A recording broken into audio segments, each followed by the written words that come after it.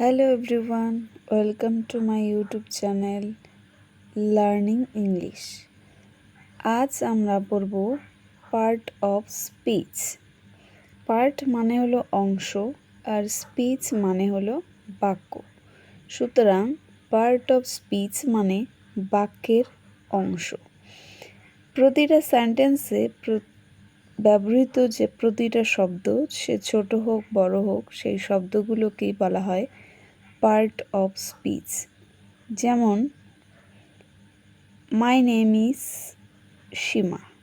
এখানে my name is সীমা প্রতিটি শব্দকে এক একটি পার্ট অফ স্পিচ বলা হয়।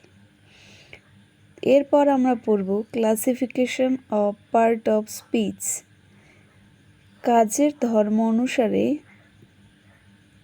পার্ট অফ স্পিচকে 8 ভাগে ভাগ করা হয়। Noun, pronoun, verb, adverb, adjective, preposition, conjunction, interjection. এরপরে আমরা এই 8টি পার্ট অফ স্পিচ সম্পর্কে ডিটেলসে বলব। ধন্যবাদ।